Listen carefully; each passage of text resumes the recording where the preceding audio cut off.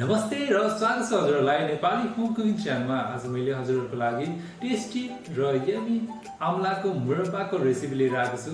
हजुरहरूलाई पक्कै पनि मन पर्ने छ। यहाँ हेर्न सक्नुहुनेछ कति राम्रो हाम्रो आमलाको मुरब्बाको रेसिपी बनेको छ। हजुरहरूलाई पनि यस्तै आमलाको रेसिपी बनाउनु छ भने यो भिडियोलाई सुरुदेखि अन्तसम्म हेर्नु होला र यदि हजुरहरूलाई यो भिडियो मनपर्छ भने भिडियोलाई लाइक गर्न चाहिँ नबिर्सिनु होला।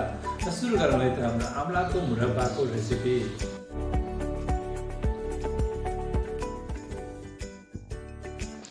मैले यहाँ आमला लिएको छु। यो मैले आमला 500 ग्राम लिएको छु र यो आमलालाई राम्रोसँग धोएर राखेको छु।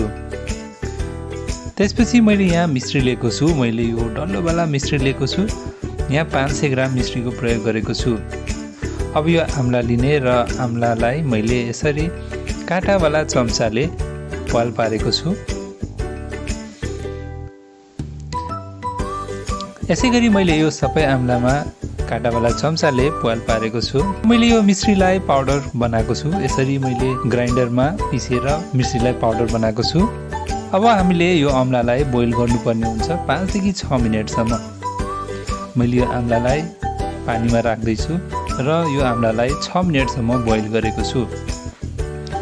अब यो हाम्रो आमला पाकिसकेको छ। हेर्नुहोस् त हाम्रो यो आमला म तपाईँलाई निकालेर देखाउँदैछु।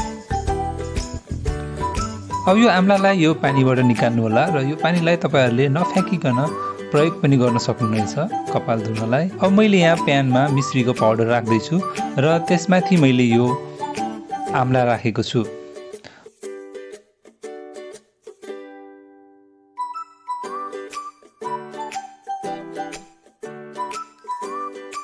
अब यो आमला राखिसकेपछि यसमा मैले 3 देखि 4 चम्चा जति पानी राखेको छु।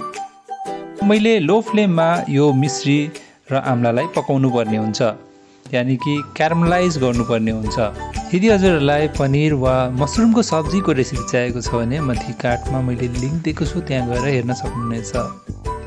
हामीले चाहिँ यो आमलामा सुरुमै काँटावाला चम्चाले पाल पारेको थियौँ, त्यही भएर अब यो आमलामा रस छिर्नेछ। मैले चाहिँ यहाँ बिचबिचमा चेक गरेको छु। ढक्कन खोल्दै यसलाई चलाउनु पर्ने हुन्छ। यदि हजुरले यो चलाउनु भएन भने तलदेखि अलिअलि डढ्न थाल्छ, त्यही भएर यसलाई चलाइराख्नु पर्ने हुन्छ। यदि हजुरहरूलाई यस्तै राम्रो रेसिपीहरू चाहिएको छ भने तपाईहरुले मेरो च्यानललाई सब्स्क्राइब गरिदिनु होला। यदि हजुरहरूलाई कुनै रेसिपी चाहिएको छ भने तल कमेन्ट बक्समा गएर कमेन्ट गर्न सक्नुहुनेछ। हामीले राखेको मिश्री यहाँ बिस्तारै क्यारमलाइज हुँदै जान्छ र यो 40 मिनेट हुँदासम्म राम्रोसँग क्यारमलाइज भइसकेको हुन्छ। र हाम्रो यो 40 मिनेट भइसकेको छ र हाम्रो आमलाको मुरब्बा रेडी भइसकेको छ। अब यसलाई थोरै बेरसम्म सेलाउन दिएको छु र यसमा मैले 1/4 टीस्पुन यानी कि थोरै मैले चाट मसाला राखेको छु र यसलाई मिक्स गरेको छु। तपाईहरुले पनि यस्तै यमी र टेस्टी आमलाको मुरब्बा घरमा बनाएर इन्जोय गर्नु होला। फेरि भेटौँला अर्को भिडियोमा। त्यतिन्जेलसम्मको लागि बाइ बाइ।